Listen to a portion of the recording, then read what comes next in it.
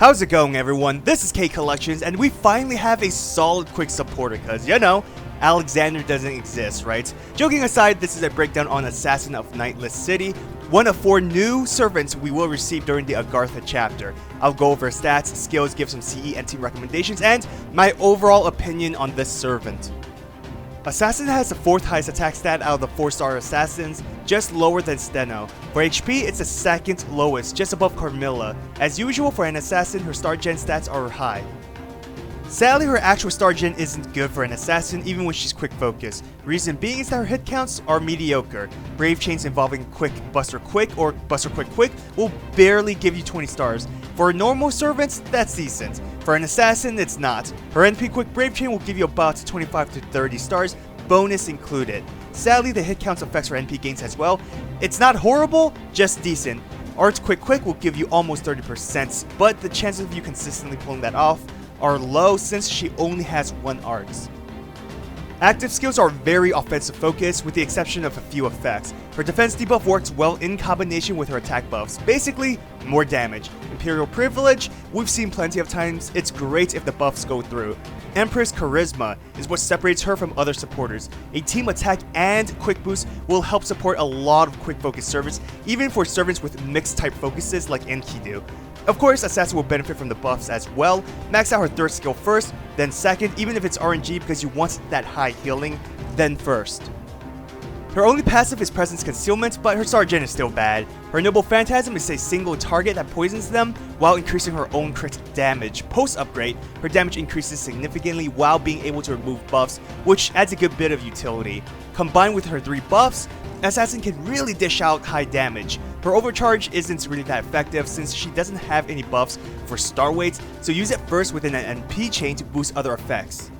For CE recommendations, focus on increasing her quick while giving her another effect. Increasing her NP damage even further is a good idea. I highly recommend Dangerous Beast since it will help her create more stars. Imaginary Around is also great for its high percentage. These free event CEs are also highly effective. They basically serve the same purpose as the previous recommendations, increase damage or passive stars every turn. 2030 can cover her low star gen, giving her the ability to generate more than 25 stars with the right brave chains. If her mediocre NP gains are affecting you, you can use the C to increase it. Also increasing the damage is most ideal. For servant recommendations, almost any quick focus servants will benefit. Okita, Jack, Kintoki, Lancelot, Ushi, the list goes on. Some of these recommendations are more so how they can help Assassin while benefiting from her buffs. Melt does have a selfish kit, but the reason why she's helpful is because of her alter ego class. Melt is effective in dealing with any random casters that might pose a problem for Assassin, while also being effective in killing riders, synergizing well with Assassin. Also, Melt's quick buff applies after her NP damage, so it's nice having a quick boost before the damage. A really underappreciated quick supporter is Alexander. I understand he's not the strongest, but he offers the same thing as Assassin, a charisma and a team quick buff. Only his are separated skills. The boost he gives will help Assassin. Also, the stars she creates will go to Alexander, which can be a good thing since you'll have a dedicated crit servant. Also a bad thing since Assassin is a crit servant herself. Assassin's Imperial Privilege does help her a bit with survivability. However, she cannot survive NP attacks. With Tristan, he can cover that weakness while also benefiting from her buffs. An alternative is Fuma. He can also give her evasion. He's also a strong star generator, which will help Assassin's crit roll. Only problem is that they have similar star weights. Fuma can decrease attack, again helping with survivability.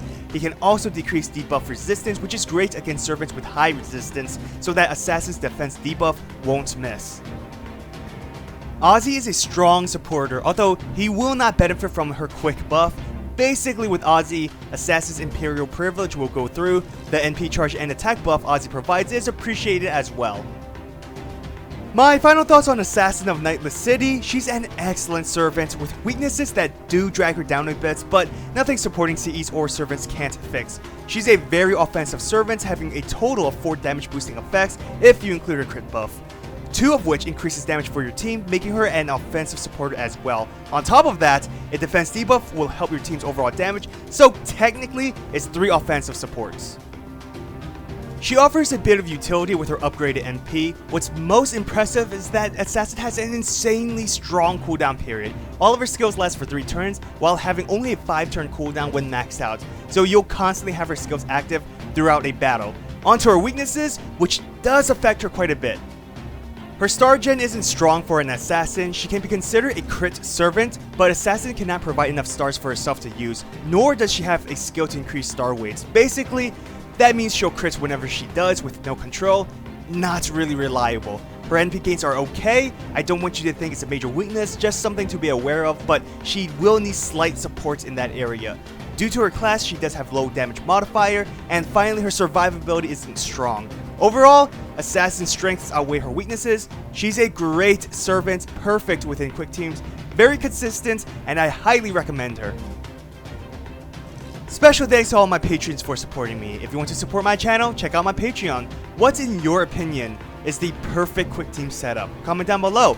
Well, I hope you enjoyed this video. If you did, hit that thumbs up and subscribe to my channel for more Fates content. Follow my Twitter, Instagram, and join my Discord server. All links are in the description. Have a great day, everyone. Good luck on your rolls. Till next time.